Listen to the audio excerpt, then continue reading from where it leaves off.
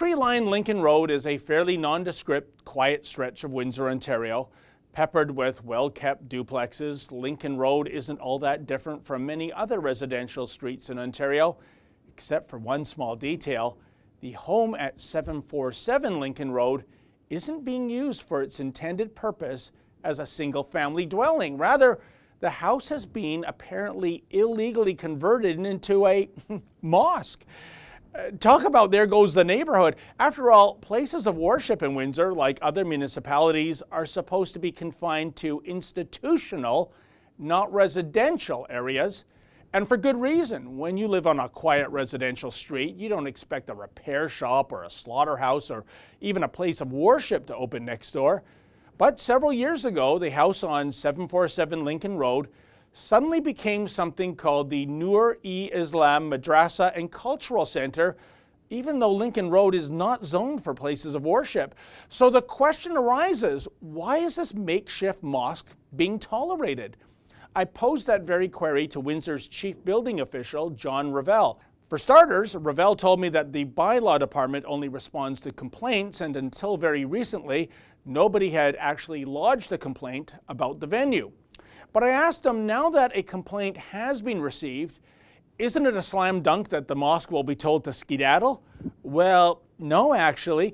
Here's what Revell said to me in his own words, quote, "We've opened a file and an investigator will be looking to see if it is an improper use, which means they'll have to seek an alternative area," end quote. Hello, City of Windsor. Check out this photo that was recently published in the Windsor Star. The photo clearly shows a sign affixed to the front door that reads the Nur-e-Islam Madrasa and Cultural Center. Go there on any given Friday and there are prayer services being held. My experience is that when a homeowner is informed by the bylaw department that they have run afoul of a regulation, they have a few days to get in compliance, not a month. So what gives here?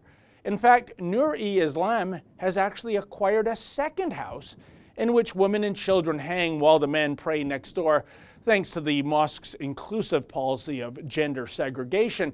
So again, why is the city tiptoeing around this issue? Well, here's where things get a little weird. Even though there's a sign on the door stating this building is a mosque, Revell wonders if maybe the venue is just housing, quote, a handful of people getting together for a little prayer session, then that's no different from having a few friends over after a church service, end quote. Then Revell added, quote, they probably bought the house and set up shop there not knowing there are bylaws, end quote. Whoa, since when is ignorance of the law considered a valid excuse? Now, to his credit, Revell admits that a venue that isn't properly zoned can be problematic. Attendees of the mosque may be causing parking problems, and if numerous people are being crammed into a small house to pray, well then that's a fire code violation. And if this is the case, that this makeshift mosque represents a public safety issue, then what's the unspoken strategy for the city's timid response in laying down the law? Is it a fear of being labeled Islamophobic? Is it a concern that the owners of this mosque will file a complaint with the Ontario Human Rights Commission alleging that Windsor's zoning laws are anti-Islamic? Who knows? But with this 30-day investigation, they are obviously buying time to figure out how to handle this hot potato in a politically correct fashion. Anyway, when day 30 of this investigation has come and gone, rest assured, I'll be following up with the City of Windsor to see what their final decision is, because this can only go one of two ways. One, either everybody abides by the same set of rules when it comes to zoning laws, which means the mosque must relocate, or two, because this is indeed the religion of peace we're talking about, will the city turn a blind eye to the illegal mosque, all in the double standard spirit of reasonable accommodation? Stay tuned. For the Rebel.media, I'm David the Menzoid Menzies. Like what you just saw, then click subscribe below and never miss another Rebel video.